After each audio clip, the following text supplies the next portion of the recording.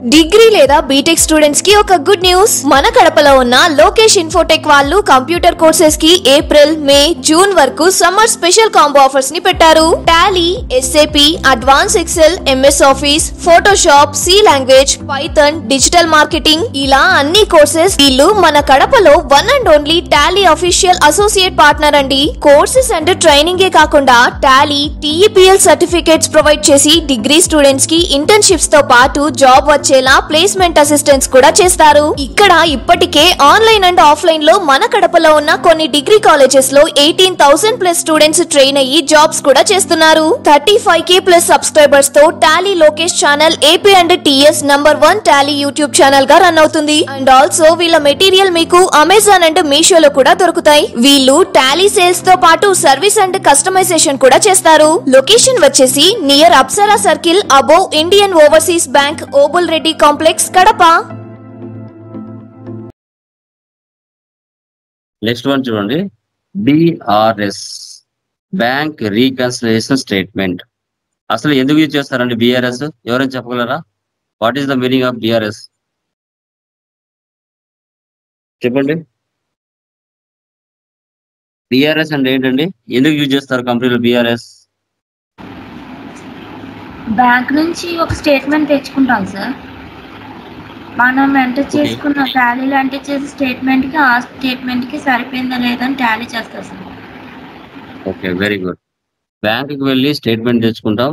ఇక్కడ మనం చేసిన ఎంట్రీస్ కి బ్యాంక్ స్టేట్మెంట్ ఈ రీకన్సిలేషన్ చేయడం ఎలా, సో అమౌంట్లు మ్యాచ్ చేయడం ఎలా అనేదే ఇక్కడ కాన్సెప్ట్. ఓకేనా? చూద్దాం సార్.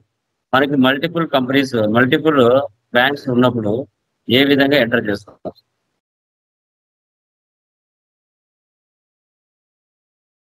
న్యూ కంపెనీ క్రియేట్ చేస్తున్నాను. బిఆర్ఎస్ సర్వీస్ ఓరియంటెడ్ మాది. మెయింటైన్ అకౌంట్ ఫస్ట్ ఆఫ్ నెస్ పెట్టండి, రిమైనింగ్ అని నో పెట్టండి, నో నీడ్. డైరెక్ట్ గా ఓచర్లోకి వెళ్ళండి. మా డేట్లు మ్యాండేటరీగా మార్చాలమ్మా, ప్రతిరోజు డేట్లు మార్చాలా, లేకపోతే అకౌంట్స్ కరెక్ట్గా రావు. 14 Alt C Waseem capital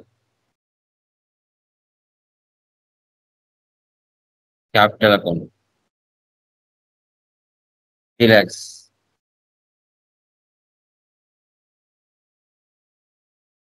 Murali capital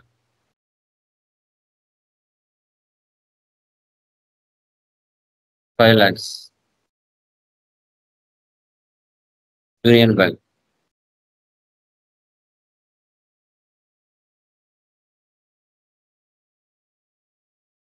14. Next 24 furniture payment.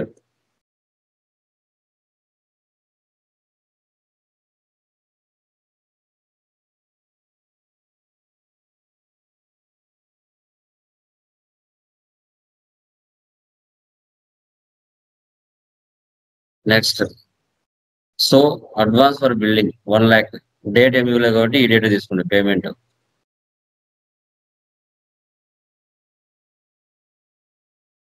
Current assets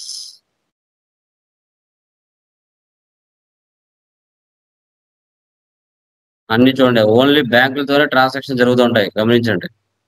syndicate bank open another bank account contra.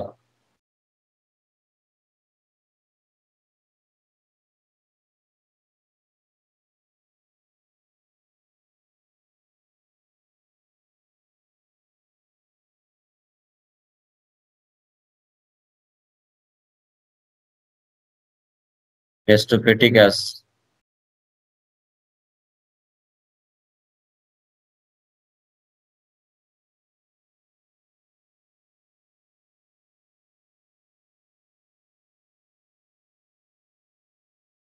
Next 15 ఇంటర్ఫెక్స్ services loan taken.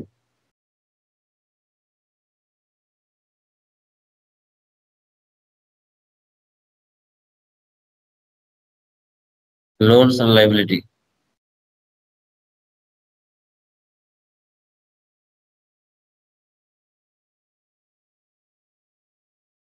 Next rent paid 25.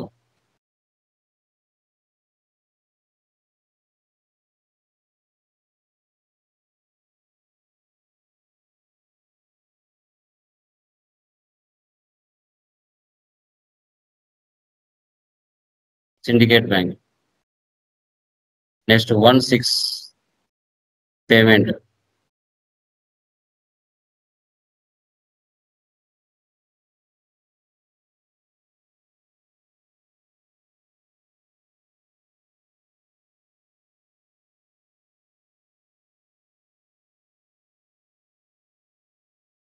తర్వాత 26 printer.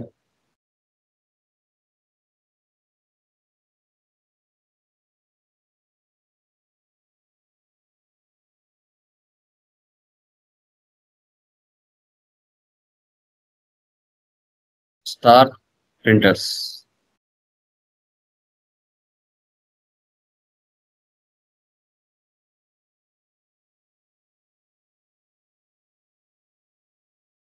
Next 26 commission received.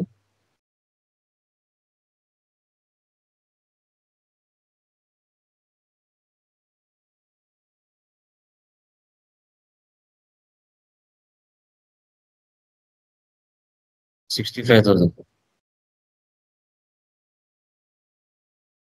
Next 17 cash deposit in Syndicate bank.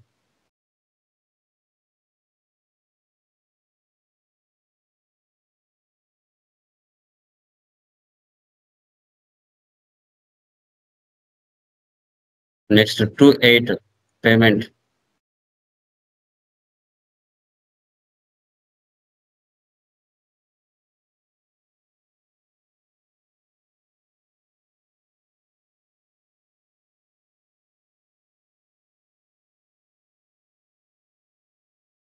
Next 19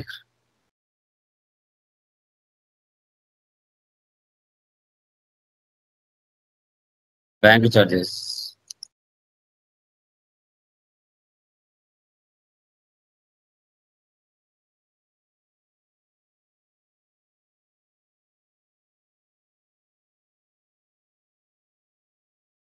interest on loan 29.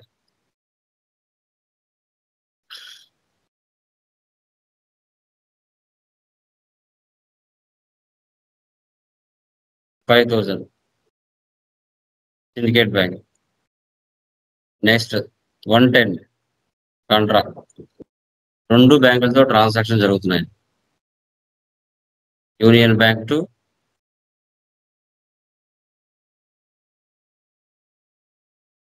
Syndicate bank. A book లో వెళ్ళి Alt F2 ఇచ్చేసి డేట్లు తీసేయండి. అన్ని transactions మీ కంటికి కనబడతాయి. Profit and loss alt F1, net profit 51,500. So ఇలా బ్యాంక్ ట్రాన్సాక్షన్స్ ఈ విధంగా జరుగుతాయి. ఇక్కడ రీకన్సిల్ నుంచి రీకన్సిలేషన్ చేస్తాం. Banking check register Alt F1 చూడండి. సిండికేట్ బ్యాంక్ 3 కనబడుతున్నాయి, యూనియన్ బ్యాంక్ 7 కనబడుతున్నాయి. ఓకే, రీకన్సిల్ తర్వాత మాన్యువల్ రీకన్సిల్. చూడండి, డేటు, పర్టికులర్స్, ఇన్స్ట్రుమెంట్ నెంబర్. అంటే చెక్ మీద నెంబర్స్ ఉంటాయి చూసారా, 3 నెంబర్లు ఉంటాయి. ఏదో ఒక నెంబర్ తీసుకుంటాం, దాన్ని ఇన్స్ట్రుమెంట్ నెంబర్ అంటాం. ఇన్స్ట్రుమెంట్ డేట్ అంటే వాళ్ళు మనకు చెక్ రాసిచ్చిన తర్వాత మన బ్యాంకుకి వెళ్తాం. వెళ్ళిన తర్వాత మన అకౌంట్లోకి ట్రాన్స్ఫర్ చేయమన్నప్పుడు ఒక డేట్ ఉంటుంది, ఒక టైం ఉంటుంది. మన అకౌంట్లో పడిన డేట్ ఏది అనేది ఇక్కడ మెన్షన్ చేసుకోవాలి. ఎడ్యుకేషన్ మోడ్ కాబట్టి ఫర్ ఎగ్జాంపుల్ మనము ఏప్రిల్ ఉంది కదా, నేను మే ఇస్తున్నా. 15, 16, 18, ఆగస్ట్, సెప్టెంబర్, 19, అక్టోబర్, నవంబర్. ఇలా చూడండి కింద balances for company books, expected bank balances as for October. 2 match అయిపోతాయి, ఈక్వల్ అయిపోవాలి. అప్పుడు రీకన్సిల్ నుంచి రీకన్సిలేషన్ అయిపోతుంది డేటా. చూడండి, ఇక్కడ రీకన్సిల్ నుంచి రీకన్సిల్ అయింది. యా, నెక్స్ట్ కూడా యూనియన్ బ్యాంక్ చూడండి. చూడండి,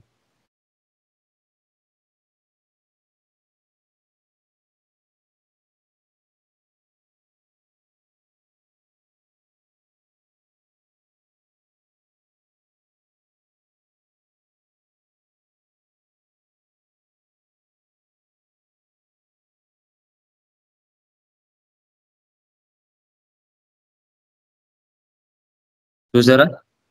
అన్రీకన్సిల్ నుంచి రీకన్సిలేషన్ చేయడం ఇలా. ఇది గైస్, ఈ విధంగా మనము లైక్ బ్యాంక్ వెళ్ళి తెచ్చుకున్న స్టేట్మెంట్ కి మనం పోస్ట్ చేసుకున్న ఎంట్రీస్ కి రెండు ఈక్వల్ అనేది చేయాలి. చేసుకొని మనం రీకన్సిల్ నుంచి రీకన్సిలేషన్ చేసుకోవాలి. చూడండి, ఇక్కడ ఏమి కానీ లేవు బ్యాంక్ కి సంబంధించిన ట్రాన్సాక్షన్స్. ఓకే, అన్ని క్లియర్ అయిపోయాయి. చూడండి,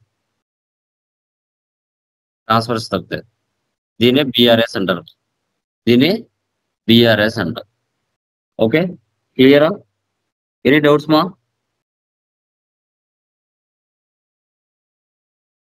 లైక్ ఇంకా మీకు పేరోల్ ఒకటి ఉంటుంది, దానికి సంబంధించి కొన్ని రిమైనింగ్ కూడా కొన్ని ఉంటాయి, అవి కూడా డిస్కస్ చేస్తాం. మాక్సిమం బ్యాంక్ రికార్డ్స్ ప్రతి మంత్ది చెక్ నెంబర్ డేట్ అన్ని ప్రాపర్గా ఉంటేనే అది అవుతుంది అనమాట. ఇప్పుడు నీకు నెట్ బ్యాంకింగ్ ఉండాలి. నెట్ బ్యాంకింగ్ ఉంటే నువ్వు బ్యాంకుకి వెళ్ళాల్సిన అవసరం లేదు. ఏ మంత్ కావాలంటే ఆ మంత్ డౌన్లోడ్ చేసుకొని దాని ప్రకారంగా ఎంటర్ చేసుకుంటావు. నీకు 2 బ్యాంకులు ఉంటాయి. ఏ బ్యాంక్ నుంచి ఎంత అమౌంట్ ట్రాన్స్ఫర్ చేశావు, ఎప్పుడు డిపాజిట్ అయింది, అవన్నీ చూసుకోవాలి. రీకన్సిల్ నుంచి రీకన్సిల్ చేసుకోవాలి డేట్ల ప్రకారంగా. ఇప్పుడు మ్యాచ్ అయిపోతుంది అంతే, ఆటోమేటిక్. ఏది మ్యాచ్ అయినప్పుడు అది రీకన్సిలేషన్ వెళ్ళిపోతుంది. రీకన్సిల్ నుంచి రీకన్సిలేషన్ చేసుకోవాలి అంతే. నెట్ బ్యాంకింగ్ మ్యాండేటరీగా ఉండాలి. ఓకే, నెట్ బ్యాంకింగ్ మ్యాండేటరీగా ఉండాలి. ఓకేనా? Okay. Yeah, done guys. So yeah, done guys. So last classes లో టీడీఎస్ అంటే ఏంటి, సో తర్వాత ఆల్టర్నేటివ్ యూనిట్స్ ఏ విధంగా ఎంటర్ చేసుకోవాలి, opening stock or closing stock ఎలా ఎంటర్ చేసుకోవాలి అనేది క్లియర్ కట్ గా మనం క్లియర్ గా డిస్కషన్ చేయడం జరిగింది. ఓకే, సో టుడే క్లాస్ లో వచ్చేసి మనకి కాస్ట్ సెంటర్స్ అంటే ఏంటి, కాస్ట్ కేటగిరీస్ అంటే ఏంటో తెలుసుకున్నాం. ఇప్పుడు ప్రతి కంపెనీలో వర్క్ చేసే ప్లేస్ లో అందరూ శాలరీస్ కే పనిచేయరు, అందరూ కమిషన్ కి పనిచేయరు, అందరూ వేజెస్ కే పనిచేయరు. ప్రతి కంపెనీలో కూడా వేజెస్ పనిచేసే వాళ్ళు కొందరు ఉంటారు, కమిషన్ పనిచేసే వాళ్ళు ఉంటారు, నెల శాలరీకి పనిచేసే వాళ్ళు ఉంటారు. సో బట్ ప్రతి ఆర్గనైజేషన్ లో డిపార్ట్మెంట్స్ ఉంటాయి. ఏ డిపార్ట్మెంట్స్ లో ఎవరెవరు ఉన్నారు, ఎవరు శాలరీస్ వర్క్ చేస్తున్నారు, ఎవరు కమిషన్ వర్క్ చేస్తున్నారు, ఎవరు వేజెస్ వర్క్ చేస్తున్నారు, క్లయింట్స్ అంటే ఎవరు, తర్వాత క్లర్క్స్ ఎవరు, ఏజెంట్స్ ఎవరు, సేల్స్ మ్యాన్స్ ఎవరు, మేనేజర్స్ ఎవరు, ఇలా ఏ విధంగా డిఫైన్ చేసి మనము లైక్ సెషన్స్ చూస్తాం అనేది క్లియర్ గా మనం డిస్కషన్ చేయడం జరుగుతుంది. ఓకే, సో మనకి cost centres, cost categories page number 92 ఎలా అనేది చూద్దాం. ఓకే, న్యూ కంపెనీ క్రియేట్ చేస్తున్నాను.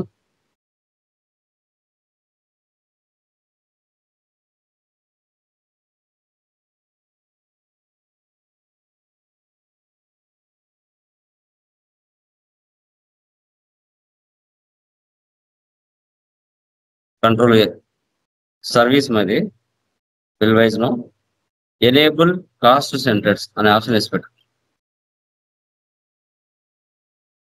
ఇన్వెంటరీ నో పెట్టండి, no need. Accept or no సెక్. Create so more ledgers. Ledgers ఏమున్నాయి, క్యాపిటల్ అకౌంట్, సో తర్వాత శాలరీ ఉంది, కమిషన్ ఉంది, వేజెస్ ఉంది.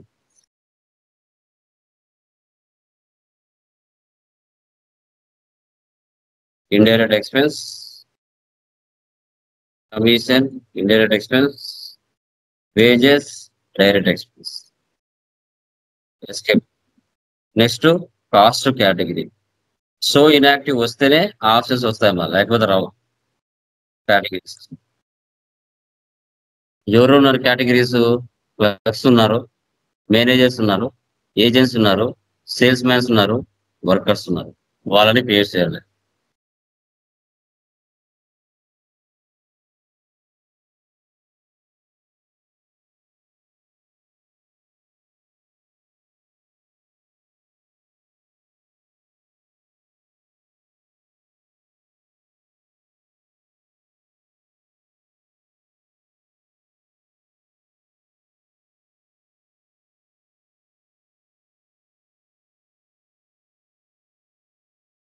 ఎస్కేప్.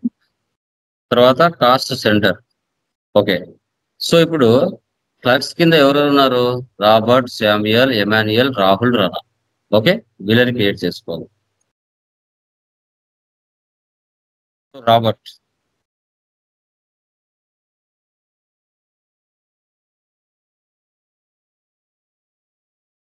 సో తర్వాత శామ్యుయల్, తర్వాత ఎమాన్యుయల్, తర్వాత రాహుల్, తర్వాత రానా. వీళ్ళందరూ క్లర్క్స్ కింద పనిచేస్తున్నారు. వీళ్ళు క్లాస్ రింగ్ చేసినప్పుడు అటెండ్ అవ్వరా? క్లాస్కి వీళ్ళు మెసేజ్లు పెడుతుంటారు. నెక్స్ట్ బ్యాక్ వెళ్ళండి. మేనేజర్స్. మేనేజర్స్ కింద ఎవరున్నారు? Lokesh, Uday, Bhaskar, Sanjeev.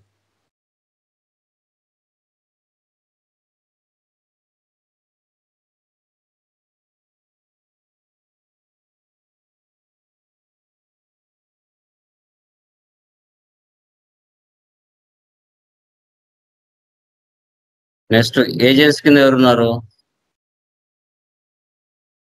Ramesh, Naveen,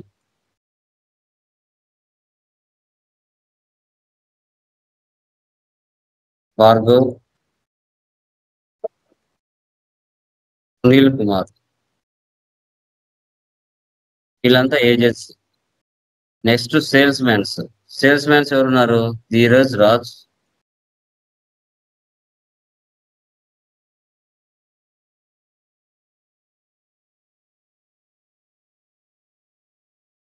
Vivek, Aamir.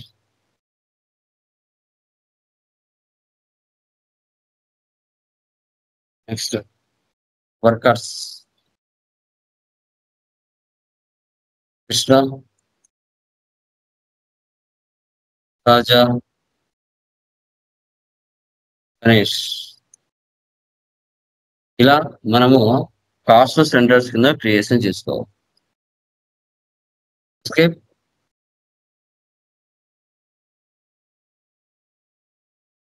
Receipt 10 lakhs.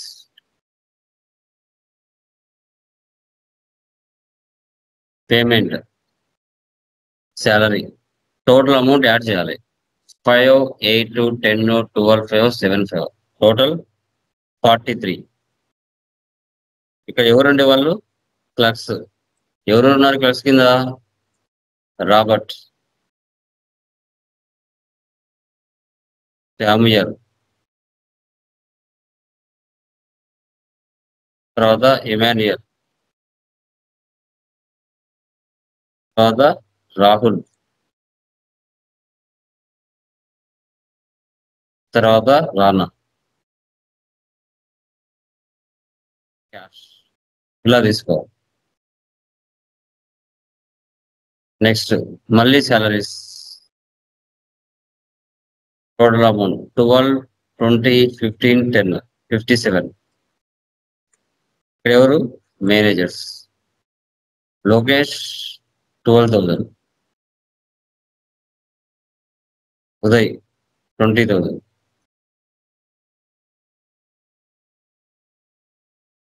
Bhaskar 15,000, Sanjeev 20,000. Cash. Next commission. So 5, 8, 12, 7, 4, 36. ఎవరున్నారు ఇక్కడ? Agents. Ramesh,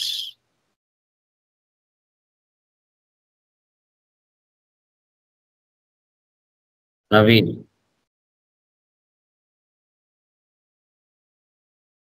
Bhargav, Sunil Kumar.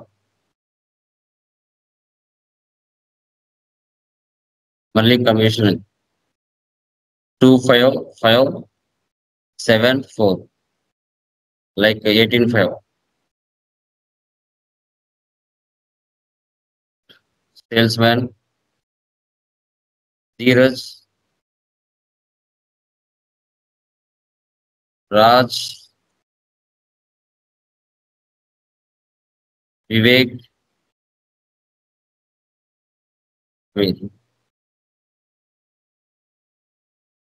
Next wages 13,500.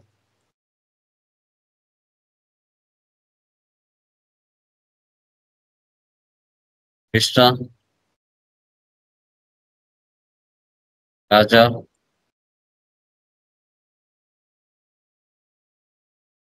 Ganesh. ఇలా ఎంటర్ చేస్తాం. ఎస్కేప్ ఇవ్వండి. మీరు చేసిండని చూడాలంటే డే బుక్ లో ఉంది. Profit and loss, all F1 expand. Net loss 1,55,850. 1,55,850. Escape. Dashboard లో వెళ్తే రిపోర్ట్స్ ఒకే చోట కనబడతాయి. Display more records, trial balance, debit balance, credit balance equal అవుతుంది. Statements of accounts, cost centres, category summary. Agents ఎవరు, clerks ఎవరు, managers ఎవరు, sales mans ఎవరు, వర్కర్స్ ఎవరు. ఓకే, సో ఇలా ఈ విధంగా కాస్ట్ సెంటర్స్, కాస్ట్ కేటగిరీస్ చేయాలి. ఎవరు శాలరీస్ పనిచేస్తున్నారు, ఎవరు కమిషన్ పనిచేస్తున్నారు, ఎవరు వర్కర్స్ పనిచేస్తున్నారు అనేది తెలిసిపోతుంది. Okay, done. 6th చూడండి, వాల్టైర్ హోటల్స్. ఇవన్నీ మీకు తెలుసు ఇక్కడ వరకు. ఇక్కడ చూడండి, ఒక హోటల్లో మనం పనిచేస్తే ఏ విధంగా క్యాల్కులేషన్ చేస్తాం. ఇక్కడ వీట్ 200 kgs 25 రూపీస్కి మీరు పర్చేజ్ చేశారు. చపాతీ వచ్చేసి 19,000 పీసెస్ మీరు 8 రూపీస్కి సేల్ చేశారు. ఆయిల్ వచ్చేసి 50 రూపీస్కి పర్చేజ్ చేశారు. ఆయిల్ కన్జ్యూమ్డ్ 250కి చేశారు. ఇప్పుడు మీరు ఒక హోటల్లో పనిచేస్తే 1 kgకి 20 పీసులు తయారవుతాయని ఇక్కడ ఎస్టిమేషన్ ఇచ్చారు. అలాంటప్పుడు 19,000 పీసెస్ నువ్వు సేల్ చేశావంటే అందుకు గాను వీట్ ఎంత ఖర్చు అయింది, ఆయిల్ ఎంత ఖర్చు అయింది, నీకు పడిన అసలు రేట్ ఎంత, నువ్వు ఎంత ప్రాఫిట్ యాడ్ చేసుకుని సేల్ చేసావు అనేది మనం దీంట్లో ఐడెంటిఫై చేయాలి. ఇవన్నీ మీకు తెలుసు ఆల్రెడీ. పేమెంట్స్ వస్తాయి, ఇవన్నీ ఇక్కడ చేస్తాం. ఇది చూడండి, ఆల్రెడీ ఎగ్జిస్టింగ్ కంపెనీ తీసుకుంటున్నా. పర్చేజ్ డైరెక్ట్ గా క్యాష్ తీసుకుంటున్నా. ఆల్ట్ సి వీట్ ట్యాక్స్ అవన్నీ ఏమి ఇవ్వలేదు. KG control A 200 kgs 25 rupees.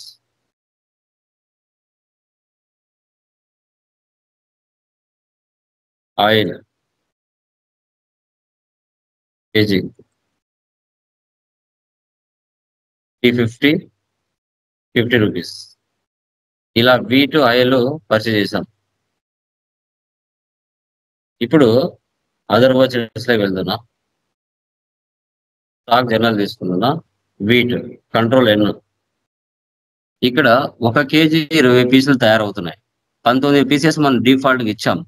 అందుకను ఈ 1200 kgs లో ఎంత వీట్ ఖర్చు అయింది, ఈ 350 kgs లో ఆయిల్ ఎంత ఖర్చు అయింది, ఇది ఎస్టిమేషన్ చేయాలి. కంట్రోల్ ఎన్ ఇచ్చి క్యాలిక్యులేటర్ ఆన్ చేయండి. 19,000/20 ఇచ్చారంటే నువ్వు వీట్ ఎంత ఖర్చు అయింది, నీకు 1200 kgలో 250 kgs ఖర్చు అయింది. రేటు ఆటోమేటిక్ గా పర్చేజ్ చేసిన రేటు పడిపోతుంది. ఇక్కడ 250 kgs. ఇక్కడ చపాతీ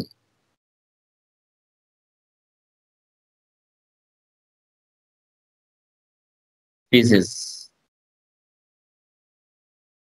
డిఫాల్ట్ ముందే ఇచ్చారు కాబట్టి 19,000. రేట్ ఇవ్వకుండా డైరెక్ట్ గా అమౌంట్ లేక వెళ్ళింది.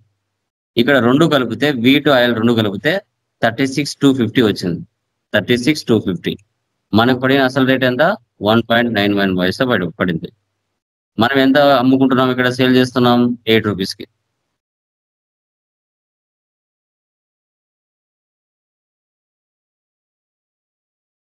₹8 మనం సేల్ చేస్తున్నాం. ఇలా అండి. ఒక హోటల్లో పనిచేస్తే మీరు ముందుగానే ఎస్టిమేషన్ చేసుకోవాలి. ఓకే, 1 kgకి ఇడ్లీలు కానీ, దోశలు కానీ, చపాతీ కానీ, పూరి కానీ ఏవైనా కూడా ఒక ఎస్టిమేషన్ వేసుకుంటే మీకే ఒక ఐడియా వస్తుంది. ఓకే, సో ఇది ఒక హోటల్లో పనిచేస్తే ఎలా ఎంట్రీస్ పాస్ చేయాలి అనే కాన్సెప్ట్ ఇక్కడ తెలుసుకుందాం. ఓకేనా, క్లియర్ మా? ఏమైనా డౌట్ ఉందా దీంట్లో? ఎనీవన్?